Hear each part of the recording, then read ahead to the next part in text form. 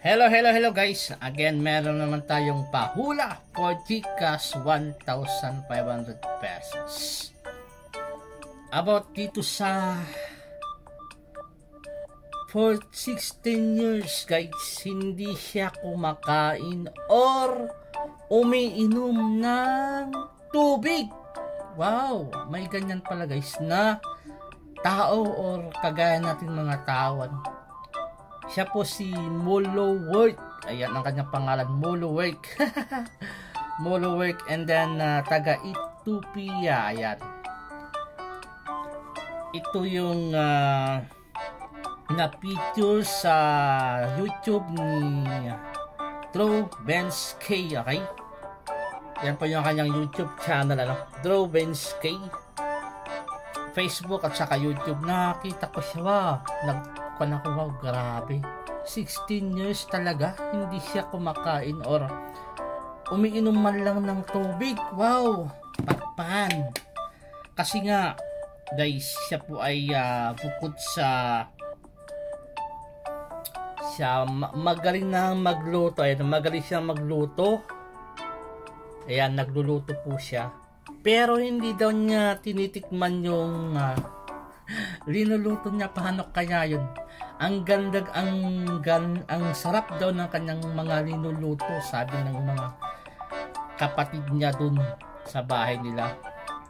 Ang history pala guys ay 10 years old siya. Mula nung 10 years old siya, nawala na siya ng gana na kumain o uminom ng tubig. Siya ngayon ay 26 years old. For the past 16 years, hindi siya kumakain at umiinom man lang ng tubig. At nakapagtataka, meron siyang anak. Then, nung tinanong siya sa interview, hindi siya nagpapa-breastfeed kasi nga walang ang laman yung kanyang tiyan. And then, maraming nagduda, kaya yung mga doktor from Dubai, in-examine siya. At totoo nga wala silang nakita sa kanyang stomach na food. So kung kayo kaya guys, kaya nyo yan? Kaya nyo ba 16 years hindi kakain at di kaya inom ng tubig? Diba? Sana may nanalo dyan. One word ay since po ito ay taga Ethiopia ay for the 5 minutes ang ating ipinapahulaan ay English. English word for 1,500. And then after 5 minutes ay the rest English Tagalog na. Okay? English Tagalog. Pwede. Okay. Basahin nga natin yung mga comment guys sa parang ako yung nagutom. Parang nagugutom akong nandito ngayon nasa harapan nyo kasi nga 16 years po siyang hindi kumakain, hindi man lang umiinom. Parang ako yung parang sumanib sa nakakagutom naman yan. Nakakawala ng lakas, pero siya'y malakas. Itong si Molowerk from Ethiopia, sabi nga dito ni I really curious to get your thoughts, sabi niya, on Molowerk's condition. I was not convinced. Ayan. Until I spent 2 days with her. Interview everyone that I could find her village and heard about her doctor visit in Dubai. And as I say, there's no real evidence. Ayan. There's no real evidence against her claim. Maybe is indeed the superwoman. Ayan. Ang sabi nga dito ng mga nag-comment, she has too much weight on her not to eat. She knows how to pass. Okay. Then yung iba sabi ay, I live off water and apple juice for 3 months. I have a cancer. My total taste for food was gone. Thought I wanted it. Ayan. She was interviewed on national TV before 7 years. She is not lying. O, diba? Hindi daw siya nagsisinungaling, guys. Yan yung comment. Ayan. Then, she's not the only one there. There's a lot of Britarians around the world.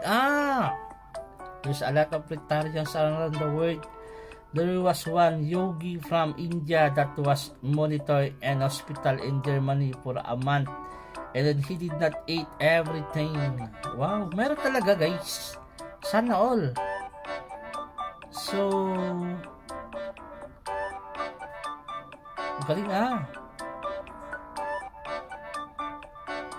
At ang mga nag-comment pa dito, in Ethiopian Orthodox Christianity, fasting days within 1 year, 250 fasting days, 250 fasting days and different season. We fast more than 18 hours. We allow to eat only 3 p.m. and 8 p.m. for this season. She might develop stop eating at all. God great all the time. Sabi ni Pano Wait. Wow, galing naman. Sabi dito yung may kumontra dito. Ano may kumontra? She's a liar. Ayan. She's is just a good for fasting. Probably had a huge smell after you left. You got scammed it.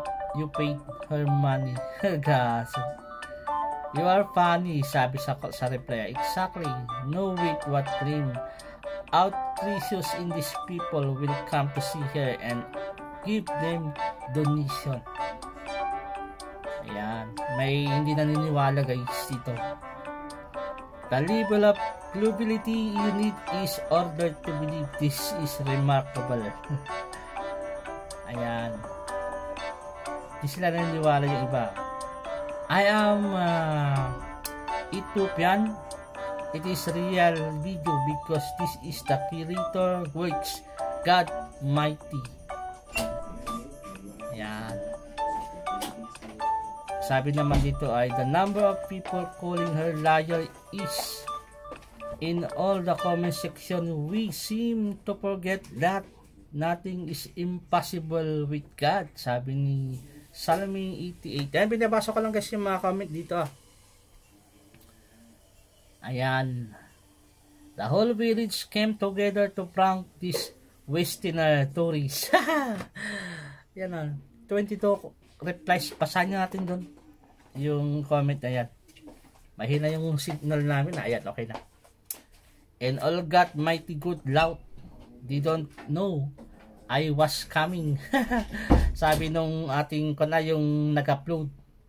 Reply niya kasi ang sabi dito, the whole village came together to prank this Westerner tourist. Nag-reply po siya dito They don't know I was coming. Hindi daw nila alam na pupunta siya doon. Diba? Okay. Magbasa pa tayo ng iba. Kontrabida tong mga to yung iba. The biggest hang up is how to see conceive. Ayan. And birth child who doesn't have that same condition supposed to be. Magpasas tayo. Supposedly as her daughter would not need sustenance from nutrients. The mother eats, and even if she developed her mother's condition later in life, how did she go 9 months in the womb sa tiyan with no nutrients and still develop the body that currently requires her to eat? And I'm surprised no one asked about whether she menstruated. Kung nare-regla daw, ayan, wala doon nag-ask, nag-question. Since that would require bathroom access. The interview seemed very unprepared, and this should brought more qualified people to conduct ba? Like a physician or someone trained. Pinadoktor na nga sa Dubai to. Sige, tuloy natin. Like a physician or someone trained in the medical field who knowledgeable on the human body, asking things like, if you could eat, would you? and question adjacent aren't really cutting. Ayan. The question about her orthodox faith in God seems irrelevant too. I was annoyed by some absence of questions on her heart. Ayan. Kidneys, liver, disease, surgeries, injuries, suffering. Ayan, daming na. Ayan. Of course, her faith is the most relevant point because that's the only explanation. In a biblical times, the prosecutors tried to boil John alive, but he lived so that God can sustain someone through heat and fire, working under the hot sun without needing water, and something to God can bestow on someone to prove God is real. Yan. Yung iba ay ginamitan na ng mga Bible, yung mga comment. Forget doctors, sabi dito ni Huluga. Forget doctors. Should be studied by physician for breaking the law. Breaking the law of the conservation of energy. Ayan. Even years, not even waters. Haha, 16 years, not even waters. Not even her bones should left after 16 years. She is totally in normal shape, not super skinny. She eats when no one is watching. Ay. Probably a spirit who live in real life. You know? Have you seen hers once? Yung mga reply dito about 4 years ago, she appeared on those Eve's talk show. The host ordered on live TV a smoked meat delicacy to get her open appetite, but she did not make any difference. He enjoyed it all himself throughout the interview, and she showed no signs of need for food. O, diba? National TV daw yun Okay. Impossible to live without food, especially water, sabi ni Tony. So parang nagkakaroon ng pandito discussion. I remember she was in a famous talk show of the country about 10 years up before. Nothing is changed, same story. I believe her. Yun.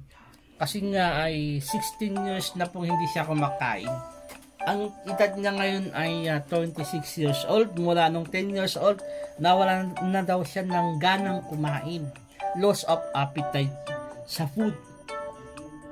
Okay. Sana may nanalo dyan, guys. She's lying. She can maintain eye contact and she's louting in the videos where she with the medical profession. Ethiopian women are so shine. Ayan. That's because she shine. She considered to be good character.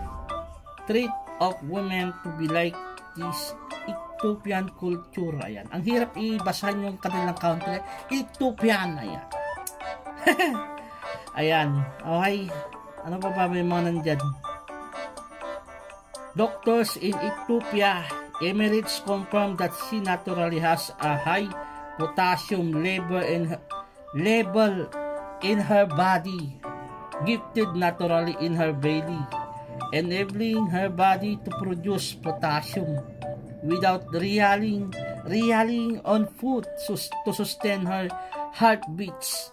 Numerous TV shows in Ethiopia documented her being confined for 2 weeks or months, demonstrating her abstaining from eating or drinking, abstaining from eating and drinking. This has been verified as 100% true. Okay guys, sana may nanalo, ano? Sinasabi dito ay yung mga doctors dun sa Ethiopia o sa Emirates na nag-confirm na mataas daw yung kanyang high potassium. Kaya nami-maintain yung kanyang energy, ano? Kaya just in case ay may by side may hindi naniniwala, may nagko-confirm na naniniwala, ano? So, ano kaya ano kayang word ang pwede kong ipahulan? Ako tuloy yung narito, kasi may nakaready na akong word dito, kaya lang ay gusto kong baguhin. So since nasa bonus round na tayo, ano, ang letter na ibibigay ko ay with letter. Nalito tuloy ako, ano, sa English word, ano, sa English word kanina, ano, ngayon naman ay English Tagalog, ano. So with letter N sa English, ano, may N-A, and then sa Tagalog parehas lang, may N at saka E. English at Tagalog may N at saka E, ano. Okay, English with letter N, A. Okay, so bigyan ko na lang kayo ng 1 minute to answer, then i-reveal na natin kasi naka 16 minutes na palang. Bilis, ito siya nagluluto, may nagtanong pala kung paano siya yung nagdudumi. Nandito, panoorin natin, pero boses lang ipakita ko para hindi tayo makapiright. Wait lang, If you don't eat and you don't drink, do you ever use the bathroom? Ayan. Yes. If you don't eat and you don't drink, do you ever use the bathroom? The only reason I go to the toilet is because I have to wash my body, and I never use bathrooms for 16 years. Really? Ulitin ko, sabi niya, if you don't eat, if you don't drink, why did you use bathroom? Pupunta lang daw sa bathroom para maglinis ng katawan. Ulitin natin. Yes. If you don't eat and you don't drink, do you ever use the bathroom? The only reason I go to the toilet is because I have to wash my body, and I never use bathrooms for 16 years. Really? Ayan, para lang daw yung mag-wash. Linisan yung kanyang body. Hindi siya pumupunta sa toilet para magdumi, di ba? Grabe, ano? Sana all. So, okay, 10 seconds guys. Last 10 seconds, 10. Meron siyang anak, Yan ito yung anak niya. Ayan siya. Okay. Ito yung time na nagluluto. Yan, nagluluto siya guys, Magaling siya magluto. So 10, 9, 8, 7, 6, 5, 4, 3, 2, 1, stop! Okay, i-reveal na natin yung sagot, ano? Again, sa English, Tagalog, may letter N-A-N-A. Ang tamang sagot ay sa English muna, no? Ay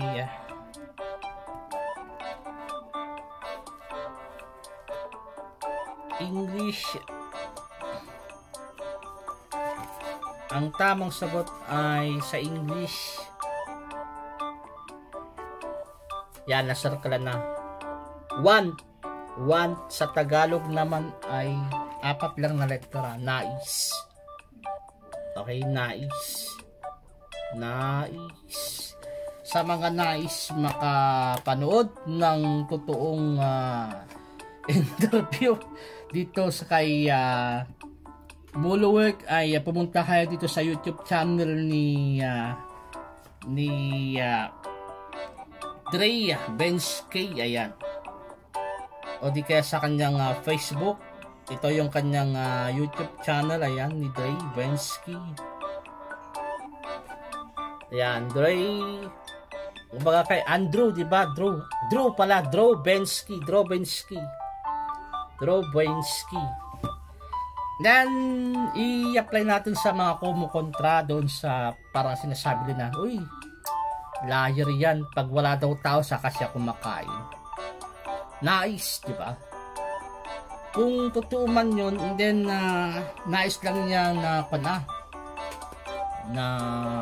for 16 years, parang superwoman, sabi nga ni Drew, kanina ni Drew.